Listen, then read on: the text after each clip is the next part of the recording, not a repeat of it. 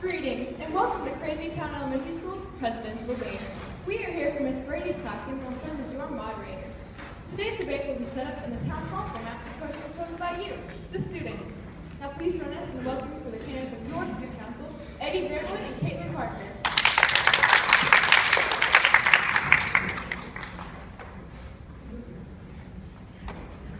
Welcome to you both. Let's get right to the questions from your fellow students, who have each given us their name and something about themselves. Our first question comes from Brian Kudo, who's afraid of the dark, but still feels that zombies are awesome. If you could describe your candidacy in 3 words, what will those 3 words be? Before we get started, I'd like to thank the Crazytown Elementary Election Commission, the entire student body, and my opponent, who I'm confident will be an illuminating, constructive conversation. And if I could describe my candidacy in 3 words, I would do so as follows. For too long, our student body has been divided into the fractions of the haves and have-nots, and under my leadership, all students will have an equal opportunity to achieve their dreams. Before we get started, I'd like to thank the Crazytown Elementary Election Commission, the entire student body, and my opponent for what I'm confident will be an illuminating and constructive conversation. I would also like to thank the Sooth Fairy, so long my opponent did not think, presumably because she is a true believer. And finally, unlike my opponent, I will comply with Brian's 3-word limit to describe my candidacy as follows. I, goals. Yeah. Okay, the next question comes from John Francisco, who this one time saw a PG-13 movie while parents weren't home. I love tater tots. What's your stance on tater tots? To reiterate, I love tater tots. An excellent question, Don. One moment, please.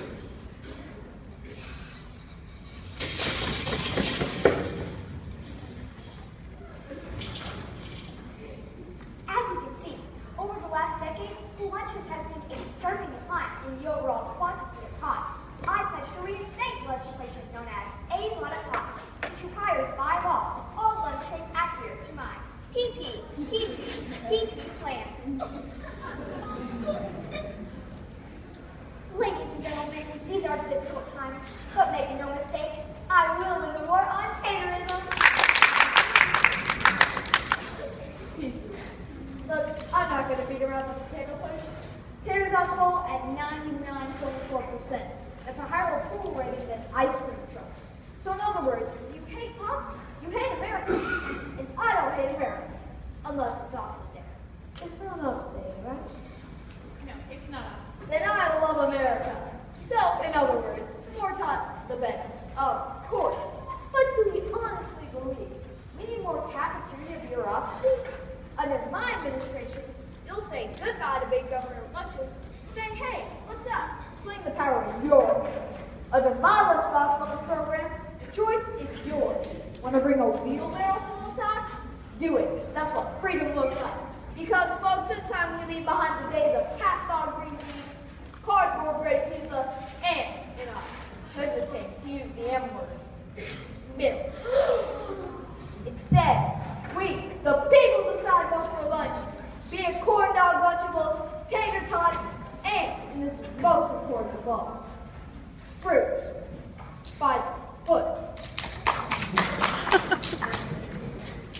The next question comes from Britton Flattery, whose career goals include Batman. Girls are gross. Thank you, Brenda. Gender issues are a critical part of this election. And as a fellow boy, I don't only thank you for bringing it up, but for also not being a stupid girl.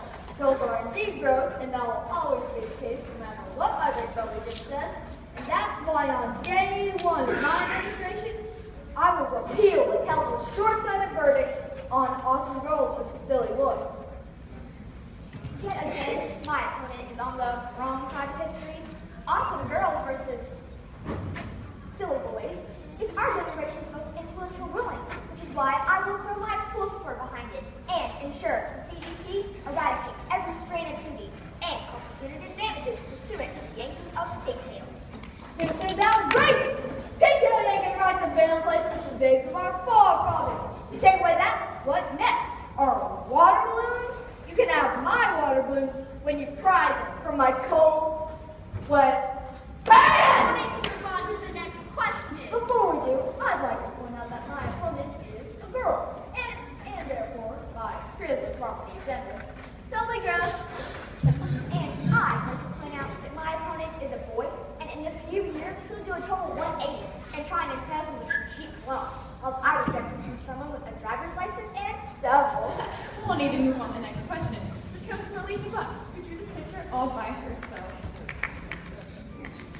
What's your stance on the growing opinion that Timmy should take a shower? A fine question, Alicia. I believe this issue is bipartisan one, that I speak from both candidates when I say that Timmy very much definitely take a shower. The two of us don't always agree on everything, but we can set aside our differences here and reach across the aisle to work together on a solution. Because simply put, Timmy smells terrible. Now let's turn to our Twitter feed. At ChunkyMonkey12 asks, Yo Tros, Totes Love, ROFL, ZB with pigs, hashtag YOLO.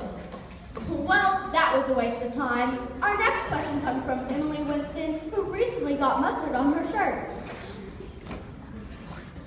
In the past few months, there's been some frosting on the holiday icon known as Santa Claus. Where do you stand? Thank you for that question, Emily. First, let's be clear. Santa is real, irrefutably real.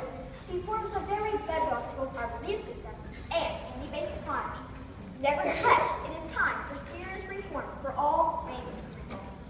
His jolly demeanor notwithstanding, Mr. Claus outsources hundreds of good American jobs overseas with beautiful sweatshops that violate our entire compendium of elven labor laws.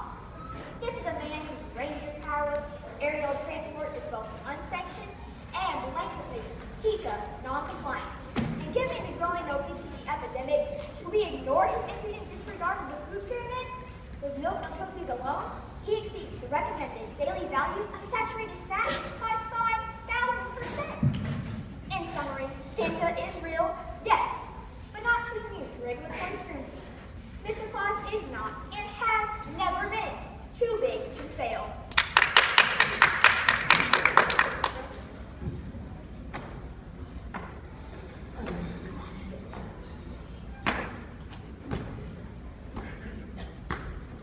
A vote for Caitlin is a vote against free toys.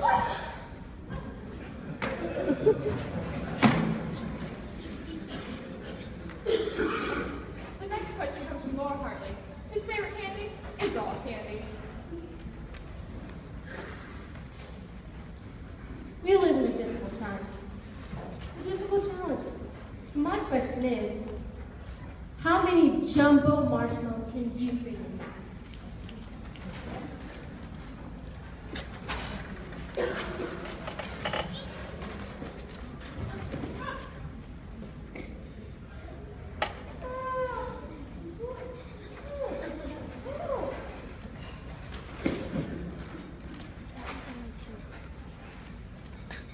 The next question comes from Edie Ringel, who really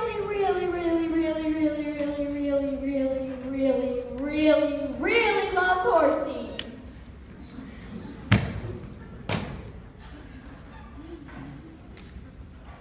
I always think that's the pitfall. Under your administration, will I ever be picked?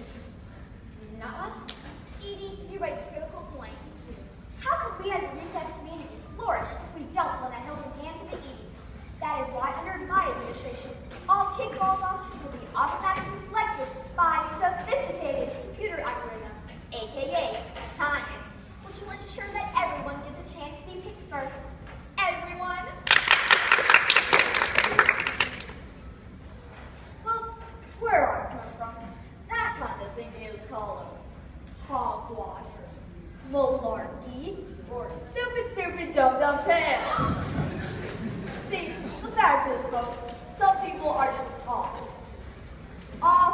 at kickball, am I right? And maybe, if we were in Russia, playing communism ball, but we're in America, playing kickball, people, and in America. Do we pick LeBron James last in the NBA draft? No, because that would be stupid, dumb cash. See, we always pick LeBron James first in basketball, just like we'll always pick Jenny Friedman first in kickball, because Jenny Friedman is the best at kicking the ball. The next question comes from Ryan Stevenson, who had this Halloween costume as a robot and it totally looked real. How would you describe your school spirit? The reason I ask is because, well, I have spirit. Yes, I do. I have spirit. How about you?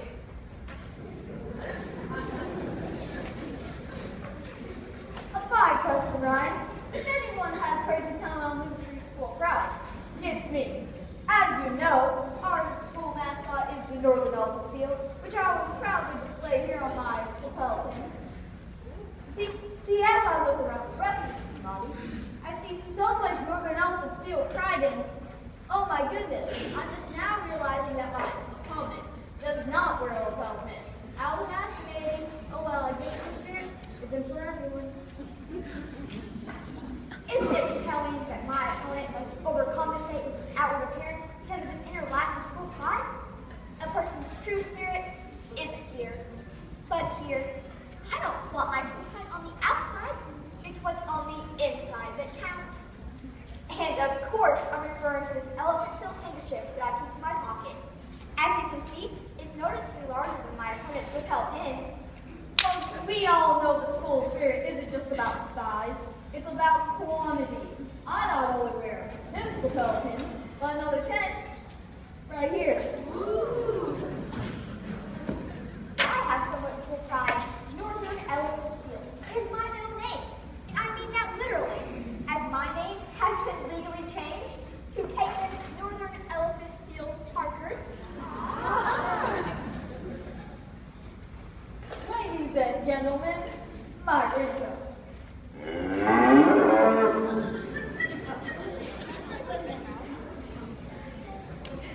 Alas, my opponent just played the call of the Western Elephant Seal. The Northern Elephant Seal actually sounds like this.